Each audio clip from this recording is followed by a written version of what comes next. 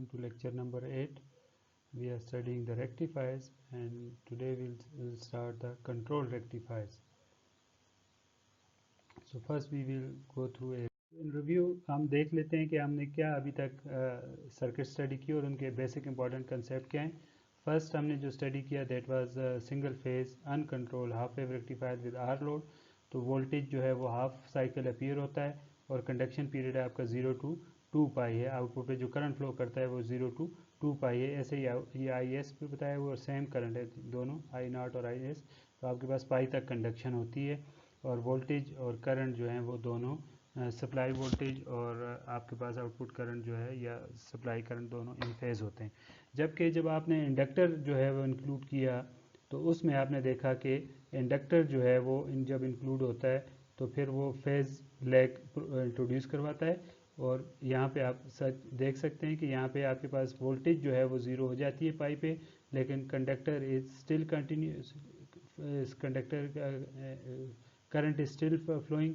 तो आपका जो पीक वैल्यूज़ हैं वो एक दूसरे से फेज शिफ्ट के साथ एग्जिस्ट करती हैं और इसी तरह ज़ीरो वैल्यूज़ भी फेज शिफ्ट आ जाते हैं. तो इंडक्टर जो है वो आपके पास फेज शिफ्ट इंट्रोड्यूस कराता है that cause the negative cycle to be appeared on the load side. तो आपके पास जो है वो लोड साइड पे नेगेटिव साइकिल अब अपीयर होता है जो अनवांटेड होता है.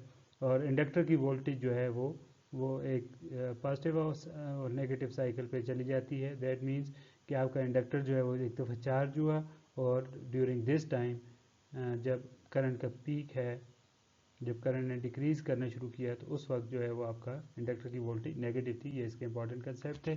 आपने इसकी जो है आरएमएस वोल्टेजेस और एवरेज वोल्टेजेस कैलकुलेट की.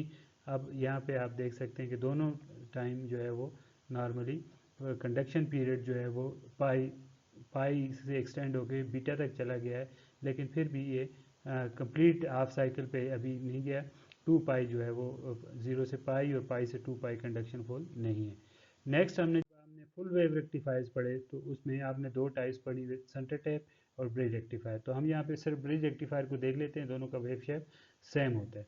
तो ब्रिज रेक्टिफायर को आपने आर एल लोड के साथ पढ़ा, जब आर लोड के साथ सिंपल, तो सेम वही है जो आपके साथ हाफ वेव रेक्टिफायर में था, लेकिन अब आपके पास जो वोल्टेज अपीयर हो रही है वो कंप्लीट जो है साइकिल इनपुट का जब पास करता है तो उस वक्त आपके पास आउटपुट में वोल्टेज अपीयर होती है. दोनों टाइम पे पॉजिटिव वोल्टेज अपीयर होती है. नेगेटिव हाफ साइकिल में भी आपके पास आउटपुट पे माइनस वी एस अपीयर होता है, दैट बिकम पॉजिटिव और इसकी एवरेज वैल्यू भी इंक्रीज़ हो जाती है और आर एम एस वैल्यू भी जो है इंक्रीज़ हो जाती है. तो सिंपल रेजिस्टिव लोड के साथ वही अभी है कि वोल्टेज और करंट्स जो हैं वो आपस में इन फेज़ हैं. अगर आप यहाँ ये करंट है आई एस देखें, ये करंट है, तो इसी तरह का आपके पास जो है वो लोड करंट भी होगा, तो वो आपके पास इन फेज थे.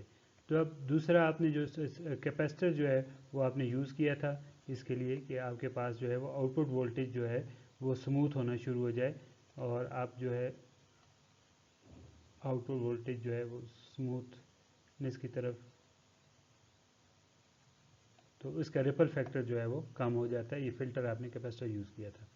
जब आप इसको आर एल लोड के साथ पढ़ते हैं तो यही वही फिनोमेना दोबारा अकर होता है कि करंट जो है वो लैग करता है वोल्टेज को, दोनों के दरमियान फेज शिफ्ट आता है और करंट जो है वो अब यहाँ पे आपके पास ये नेगेटिव जब करंट के अभी टाइम रहता है जब ये ज़ीरो की तरफ जाए, ज़ीरो नहीं हुआ, लेकिन उस वक्त जो है वो आपका साइकिल जब रिवर्स हो जाता है तो current suddenly shift from one diode pair to another diode pair. तो अब करंट की ये मिसाल हो जाती है ये. तो सेम करंट आप जो भी पेयर में करंट होता है वही करंट है जो है वो आउटपुट पे अपीयर होता है.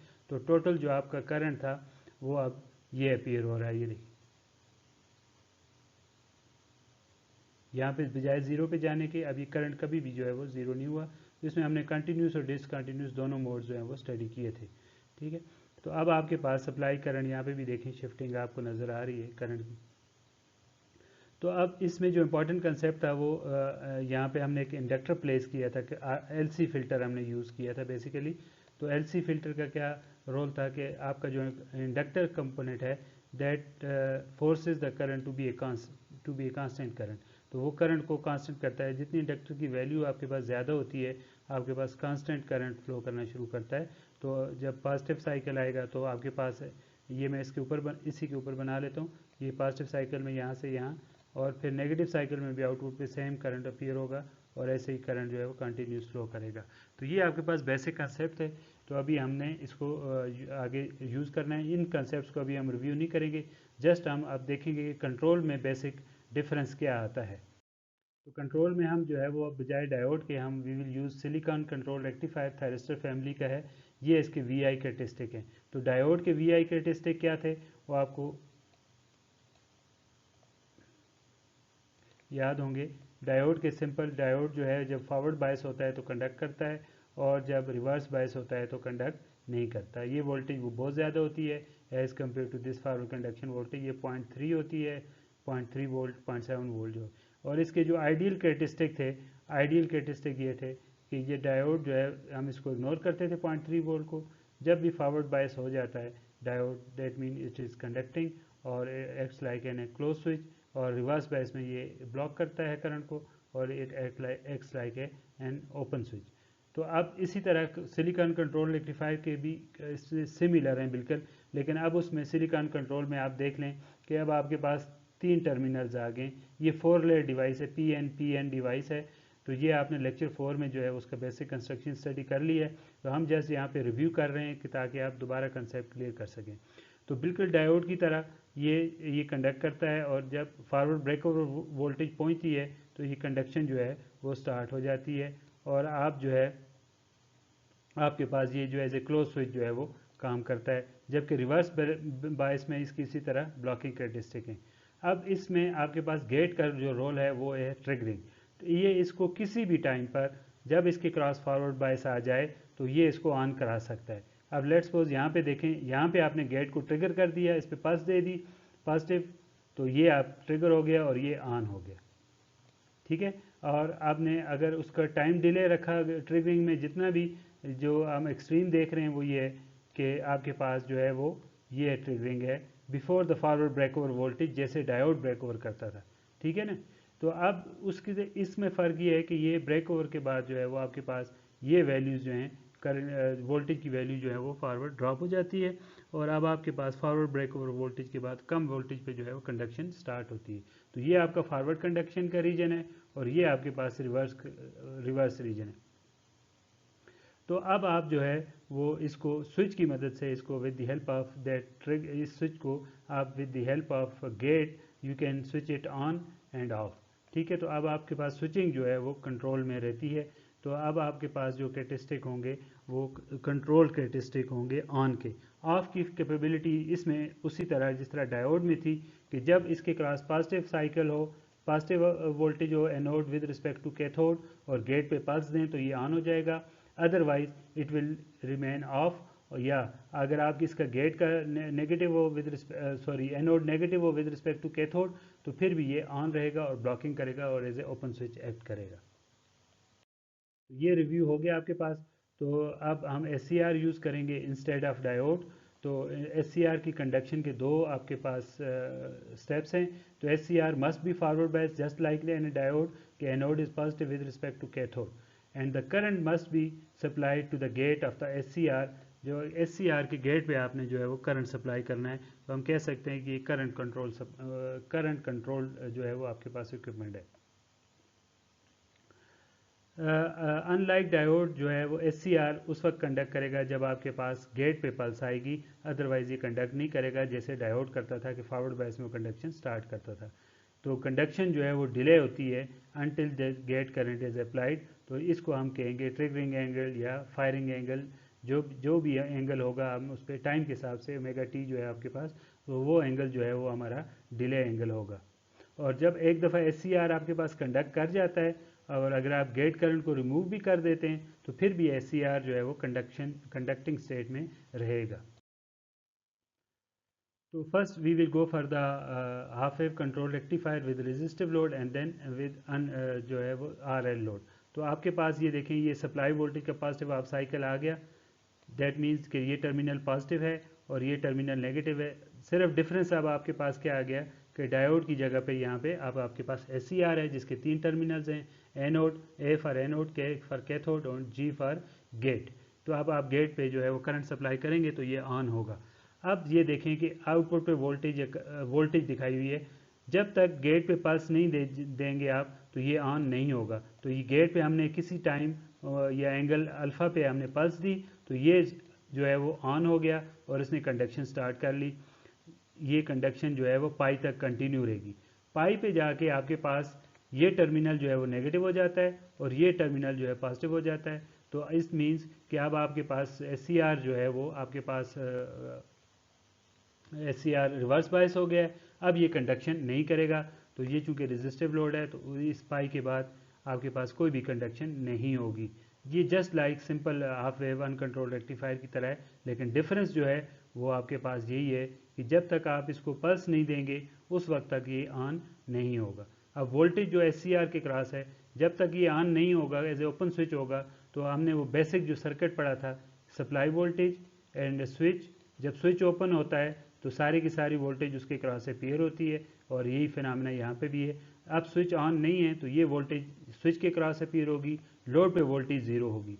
Then switch is turned on by applying the gate pulse. तो अब नाउ ये क्लोज स्विच है, तो अब आपके पास ये जब क्लोज स्विच हो जाएगा तो अब आपके पास वोल्टेज ड्रॉप जो है वो यहाँ पे जीरो हो जाएगा आइडियली। तो अब आपके पास यहाँ तक पाई तक जो है वो ये कंडक्शन स्टेट में है, तो कंडक्शन स्टेट में इसके क्रॉस वोल्टेज ड्रॉप जीरो होता है। नाउ आफ्टर पाई जब आपका साइकिल रिवर्स हो जाएगा और रिवर्स बायस हो जाएगा आपके पास SCR, then SCR will be an open switch just like this. ये ओपन हो जाएगा अगेन। तो अब आपके पास जो कंडक्शन है वो नहीं होगी और आपके पास वोल्टेज जो अपीयर होगी वो SCR के क्रॉस होगी। ठीक है, तो ये इसका बेसिक कंसेप्ट है जिसको आप जो है वो कंट्रोल रेक्टिफिकेशन कहते हैं, half wave control rectification with resistance.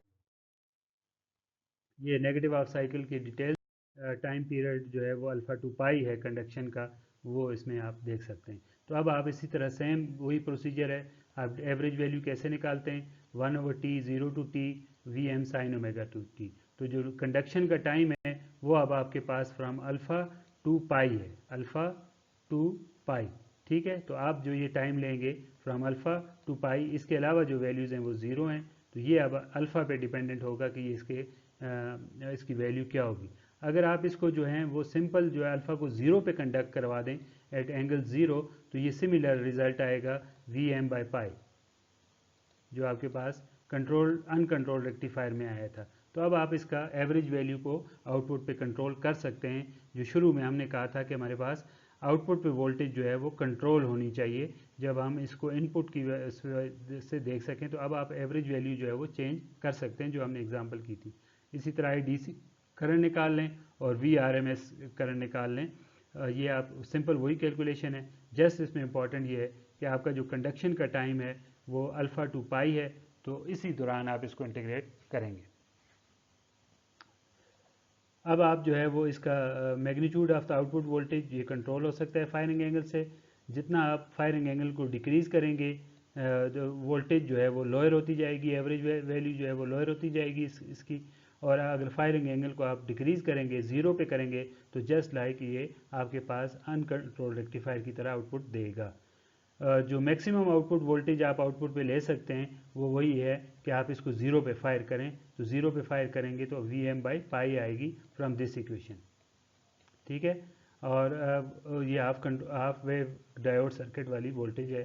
तो if the SCR is fired the circuit acts like a diode rectifier.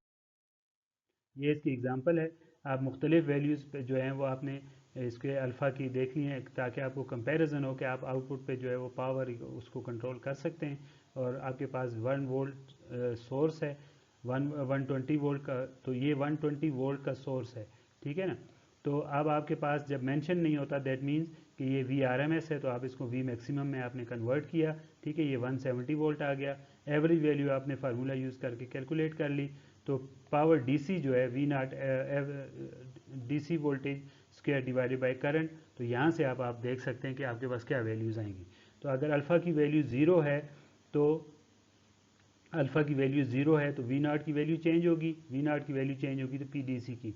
तो अल्फ़ा की वैल्यू 0, 45, 90, 138 और एक्सट्रीम पाई पे आप ले गए। एक्सट्रीम पाई पे लेके जाने का मतलब क्या हुआ कि यहाँ पे आपके पास अभी किसी सूरत में भी ये आपके पास साइकिल है तो जब यहाँ पे पहुँच के आप इसको फायर करने की कोशिश करेंगे, एट द सेम टाइम आपके पास जो है SCR रिवर्स बायस हो जाएगा और कंडक्शन का जो है वो कंडक्शन पीरियड ख़त्म हो जाएगा। तो अब आपके पास जो है आउटपुट पे जो है अपीयर होगा जैसे ये, कोई भी कभी भी सिग्नल जो है वो आउटपुट वोल्टेज अपीयर नहीं होगा। तो आप यहाँ से भी देख सकते हैं कि 0 वाट जो है वो आउटपुट पे पावर ट्रांसफ़र हुई है। जैसे ही जैसे आप अल्फ़ा को डिक्रीज़ करेंगे आउटपुट पे पावर इंक्रीज़ होगी और V0 की वैल्यू जो है वो इंक्रीज़ होगी। ठीक है, तो ये एक और एग्जांपल भी है जो आप देख सकते हैं। अब आपके पास देखें कि ये वो कहता है एक आप रेक्टिफायर डिज़ाइन करें जो आपके पास 100 ओम की रजिस्टर के क्रॉस 40 वोल्ट जो है वो ड्रॉप करे और आपके पास 120 वोल्ट RMS वोल्टेज का सोर्स जो है एसी सोर्स अवेलेबल है और determine the power absorb by the, ये वही एग्जांपल की तरह की जो हमने बिल्कुल जो बेसिक एग्जांपल जिस पे हमारी सारी स्टडी बेस करती है वो सेम एग्जांपल पे ही ये बेस करती है। तो आपने सबसे पहले वहाँ अगर आपको याद हो तो जस्ट आपने सोर्स के और लोड के सीरीज़ में एक रजिस्टर लगा के यहाँ पे वोल्टेज ड्रॉप करा दी थी। ये 9 वोल्ट था उस वक्त और ये 6 वोल्ट यहाँ पे ड्रॉप हो गए और 3 आपके पास यहाँ पे पहुँच के, तो ये एक आपने बेसिक आइडिया अचीव कर लिया था। लेकिन फिर हमने देखा कि अगर ये कंट्रोल्ड नहीं है, ये अनकंट्रोल्ड है, तो वो और दूसरा लॉसेज यहाँ पे जो है वो बहुत ज़्यादा थे। तो इसके लिए हमने सजेस्ट किया था वहीं पे कि हम एज ए स्विच जो है वो यहाँ पे रजिस्टर के बजाय स्विच जो है वो यूज़ करेंगे। अब स्विच में आपके पास अभी दो ऑप्शंस आ गए हैं, एक आपके पास आ गया डायोड और एक आपके पास आ गया SCR। ठीक है जी, SCR डायोड अगर यूज़ करेंगे अगर आप, तो डायोड सिंपली आपको आउटपुट पे वोल्टेज देगा Vm/π। ठीक है, अब आपके पास इसमें कंट्रोल नहीं है, रेक्टिफाई वोल्टेज तो वो प्रोड्यूस कर लेगा उस हिसाब से, लेकिन आपके पास जो है वो 50 वोल्ट जो है वो आपके पास आउटपुट पे आएंगे हाफ वेव रेक्टिफायर में। तो अब इसको तरीका क्या है जो अभी हमने स्टडी किया है कि आउटपुट पे एवरेज वोल्टेज को हम अल्फ़ा की मदद से जो है वो कंट्रोल करेंगे। तो आप अल्फ़ा की मदद से इसको कंट्रोल करने के लिए आप जो है वो इसको यूज़ कर सकते हैं। अब इसके सीरीज़ में हम रजिस्टर भी लगा के, डायोड की सीरीज़ में हम एक और साथ में रजिस्टर ऐड करके हम 54 को यहाँ पे लोड पे जो है 40 वोल्ट बना सकते थे। लेकिन register is obviously A loss, always a loss, और आपके पास जो है कंट्रोल भी नहीं होता। तो डायोड और रजिस्टर की कम्बिनेशन भी जो है वो सोल्यूशन प्रॉपर प्रोवाइड नहीं करती। अगर आपके पास एक टाइम पे वोल्टेज भी है फ्लक्चुएट करती है, then you are unable to control this 40 volt at the load. So सबसे बेस्ट सोल्यूशन अभी जो हमें लगता है कि आपके पास कंट्रोल रेक्टिफायर जो है वो यूज़ करें। ठीक है, तो ये एवरेज वैल्यू से, जो एवरेज वैल्यू की इक्वेशन है उसी को हमने यूज़ करते हुए हमने एक 40 वोल्ट की एवरेज वैल्यू V0 का फार्मूला है जो हमने ये डिराइव किया था, उसी से हमने अल्फ़ा की वैल्यू कैलकुलेट कर ली है जो हमारे पास 61.2 डिग्री आई है। तो अब आपके पास VRMS ये है और इस वोल्टेज की। ठीक है, तो अब आप 61.2 डिग्री पे जब आप इसको फायर करेंगे तो ये आपके पास जो है वो आउटपुट पे आपको 40 वोल्ट देगा। ठीक है, तो अब आपने सिंपल वोल्टेज को कंट्रोल कर लिया। अब ये फायरिंग को जो है वो आप ऑटोमेटिक कंट्रोल बना सकते हैं कि इन एनी केस अगर आपके पास कोई फॉल्ट आता है, लोड पे वोल्टेज फ्लक्चुएट करती है, लेट्स सपोज वो किसी फॉल्ट की वजह से 40 पे से ड्रॉप होकर 30 पे चली जाती है, then you have to improve the voltage so that it can maintain the voltage 40 volt. So आप 61 के बजाय आप लेट्स सपोज इसको 55 पे आप इसको फायर करेंगे तो एवरेज वैल्यू जो है वो बढ़ जाएगी और आपका 40 वोल्ट जो है दोबारा मेंटेन हो जाएगा। अगर सोर्स की साइड से भी आपके पास फ्लक्चुएशंस हैं तो उसको भी आप ऑटोमेटिक कंट्रोल डिज़ाइन करके आउटपुट पे वोल्टेज को मेंटेन कर सकते हैं। तो ये आपके पास जो है वो कंट्रोल रेक्टिफिकेशन है। अब बेसिक आपने आइडियल पढ़ लिया, अब इसमें ऑफ के कैरेक्टरिस्टिक भी नहीं है लेकिन कम से कम ऑन के कैरेक्टरिस्टिक जो हैं वो कंट्रोल हो गए हैं आपके पास। तो ये आपके पास पावर है जो आपने कैलकुलेट की, फार्मूला VRMS आपने यहाँ से कैलकुलेट किया और पावर जो है वो यहाँ से कैलकुलेट की। ये P/S मैंने आपको पहले ही बताया, power factor simple cos theta से आप कैलकुलेट कर सकते हैं। लेकिन जब आपके पास पीरियाडिक सिग्नल्स हों और आपके पास जो है वो प्योर साइनोसाइडल ना हो तो फिर आप जो है वो रेक्टिफिकेशन में आपके पास टाइम पीरियड डिफरेंट हो जाते हैं दोनों के, तो आप P/S active power divided by apparent power से इसको कैलकुलेट करते हैं। Okay, let's come to the RL load. RL load के साथ सेम वही फिनोमेना है जो अनकंट्रोल्ड रेक्टिफायर में था वो भी यही था, या इसी तरह का जो यहाँ पे अभी हम स्टडी करेंगे। जब आप इसको अल्फ़ा पे फायर करते हैं तो पॉजिटिव साइकिल आ जाता है, ये टर्मिनल पॉजिटिव होता है और ये टर्मिनल जो है वो नेगेटिव होता है, और आप अल्फ़ा पे इस पे एंगल पे जो है वो इसको गेट पे आप करंट सप्लाई करते हैं तो ये SCR ऑन हो जाता है। SCR ऑन होता है तो आउटपुट पे आपके पास करंट फ्लो करना शुरू कर देता है। अब ये करंट आपके पास SCR जब ऑन हुआ तो करंट ने फ्लो करना शुरू कर दिया, और क्लियरली आप देख सकते हैं कि यहाँ पे वोल्टेज और करंट के दरमियान फेज डिफरेंस है। ये वोल्टेज का एंगल मैक्सिमम टाइम है लेकिन करंट मैक्सिमम नहीं हुआ, इसकी पीक डिले के बाद पहुंची, जो वही इंडक्टिव बिहेवियर है आपके पास। अब जब आपके पास वोल्टेज ने डिक्रीज करना शुरू किया तो फिर इसके बाद करंट ने भी डिक्रीज करना शुरू कर दिया।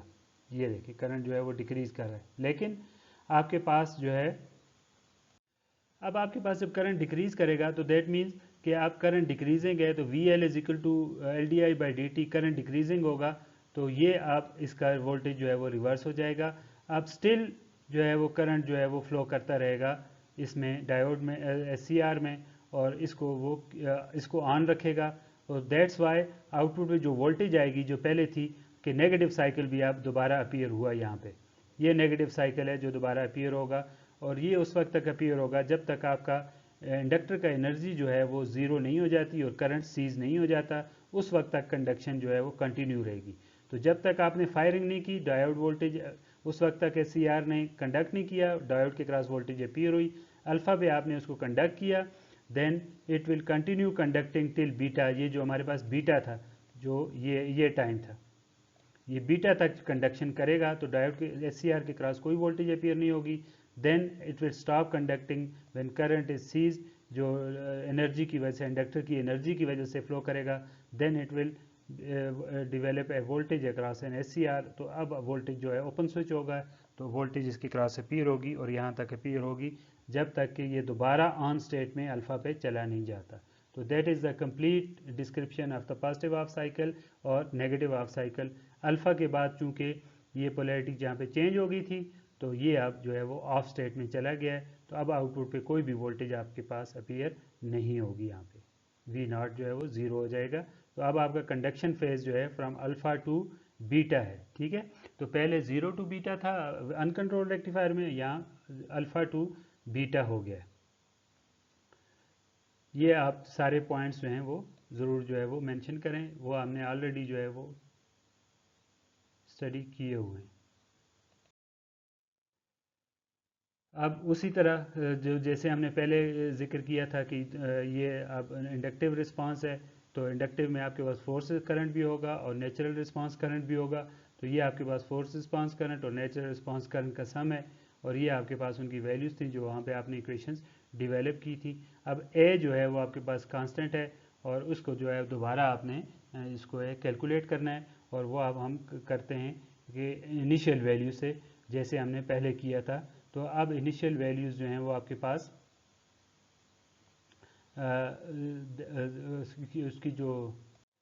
उसकी जो इनिशियल वैल्यूज़ हैं कि जब आपके पास करंट जो है वो टाइम जो है वो जब कंडक्शन स्टार्ट हुई है तो उसका करंट ज़ीरो था, तो कंडक्शन स्टार्ट हुई है टी पे, टी जो है वो अल्फ़ा है, तो ठीक है। अब आप इसमें इस इक्वेशन में जो है ये करंट जो है तब ज़ीरो रहेगा जब t is equal to alpha पे ये जो है वो कंडक्शन स्टार्ट करेगा और इसकी वैल्यू ज़ीरो होगी, तो ज़ीरो इज इक्वल टू ये आपके पास अल्फ़ा ओमेगा टी की जगह पे आपके पास आप एंगल जो है वो आ गया अल्फ़ा, ठीक है, और इस जगह पे भी आपके पास अल्फ़ा आ गया। अब आप इसको ए को कंप्यूट कर लें, that is equal to e raise to power minus alpha divided by omega t, जो एक्सपोनेंशियल रिस्पांस है आपके पास नेचुरल रिस्पांस।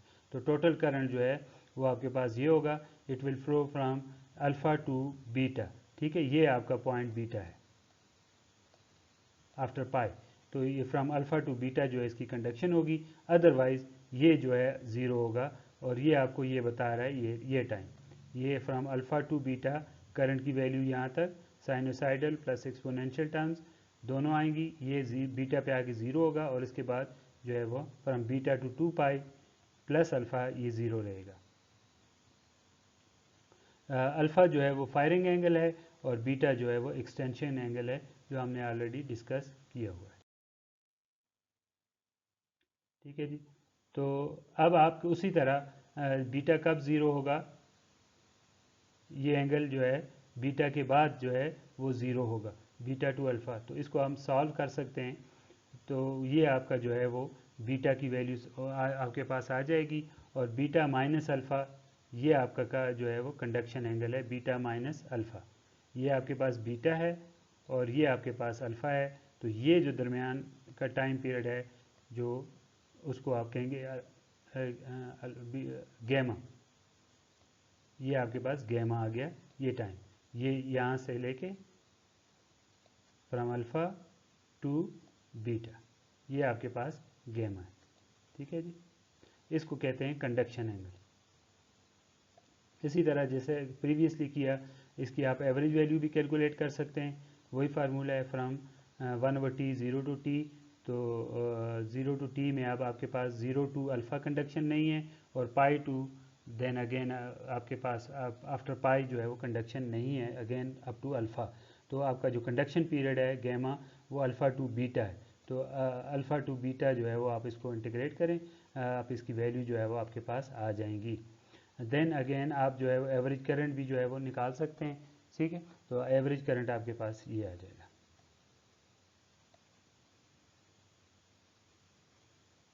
सॉरी, ये थोड़ा आई स्क्वेयर नहीं है, बल्कि ये आपके पास आई है और यहाँ पे आपके पास स्क्वेयर है। ठीक है, तो ये आप जो है उसको चेक कर लीजिएगा प्लीज़। इसी तरह आइए आज हम कैलकुलेट कर सकते हैं। फ्री व्हीलिंग डायोड जो है वो आपके पास आता है जब आप इसको नेगेटिव साइकिल को क्लिप करते हैं आउटपुट पे, तो फ्री व्हीलिंग डायोड यूज़ करते हैं। प्रीवियस मैंने उसमें कैपेसिटर बता दिया था आपको इनिशियल स्लाइड्स में, that is free wheeling diode. तो फ्री व्हीलिंग डायोड जो है वो आपकी कंडक्शन को कंट्रोल करता है, और ये जो नेगेटिव साइकिल आउटपुट पे यहाँ पे अपीयर हो रहा था, ये अब आपके पास अपीयर नहीं हो रहा। जो आपने प्रीवियसली यहाँ पे देखा था कि ये नेगेटिव साइकिल अपीयर हो रहा है। तो जब आपके पास पॉजिटिव साइकिल आएगा और गेट पे पास देंगे, ये ऑन रहेगा। ठीक है, ये ऑन रहेगा, और ये नेगेटिव और ये पॉजिटिव इसको ऑफ रखेगा। तो अब इसके बाद जब नेगेटिव साइकिल आएगा आपके पास, तो नेगेटिव साइकिल में ये माइनस हो जाएगा, ये टर्मिनल प्लस हो जाएगा। ये प्लस जो है नोड को पॉजिटिव करेगा विद रिस्पेक्ट टू कैथोड। ये सिंपल डायोड है, तो ये ऑन हो जाएगा। अब डायोड की एनर्जी जो है वो इसके थ्रू डिसिपेट होगी। नेगेटिव साइकिल आफ्टर, और सेम वही साइकिल होगा, सेम वही साइकिल। ठीक है, तो अब आपके पास जो है वो आउटपुट पे नेगेटिव साइकिल जो है वो अपीयर नहीं होगा। ये आपके पास जो है वो यूज़ है फ्री व्हीलिंग डायोड का। ये इसकी एक एग्जांपल है जो हमने इसको देखना है। तो सर जस्ट वही कैलकुलेशंस हैं आपके पास। आपने जो है वो एक कंट्रोल रेक्टिफायर में 120 वोल्ट सोर्स 60 हर्ट्ज पे है, इसकी आर और एल की वैल्यूज़ आपको गिवन है, और डिले एंगल जो है वो 45 है। तो आई की करंट फाइंड करनी है, एवरेज करंट, पावर एब्जर्व्ड और पावर फैक्टर। तो वी एम आपके पास ये आ गया जो वी आर एम एस दिया हुआ है। ठीक है, तो जेड आप कैलकुलेट कर सकते हैं, थीटा और ओमेगा टाउ। ओमेगा टा भी आपने कैलकुलेट कर लिया, अल्फ़ा 45 है। तो जस्ट उसमें आपने सिंपल वैल्यूज प्लेस करके आपने इसको करना है सॉल्व। अब आपके पास जो है वो बीटा की वैल्यू जो है अल्फ़ा टू बीटा ये आपके पास आएगी। तो अल्फ़ा टू बीटा के लिए ये exact alpha to beta he conduction करेगा और करंट फ्लो करेगा। और बीटा की वैल्यू जो है वो हम न्यूमेरिकली फाइंड करेंगे इक्वेशन टू ज़ीरो, जैसे हमने प्रीवियसली किया था। तो ये एक टफ प्रोसेस होगा थोड़ा सा। तो आप जब देख लें कि बीटा जो है उसकी वैल्यू क्या आएगी, 3.79 रेडियंस। तो अल्फ़ा माइनस बीटा आपके पास ये कंडक्शन एंगल जो है वो आ जाएगा। तो एवरेज वैल्यू जो है वो अब आप कैलकुलेट कर सकते हैं from alpha to beta. Average current आपने कैलकुलेट कर लिया। इसी तरह आई आर एम एस जो है वो अभी आप कैलकुलेट कर सकते हैं, square, mean, alpha to beta and that under root, और पावर जो है वो पी ओवर एस आपने कैलकुलेट कर लेंगे।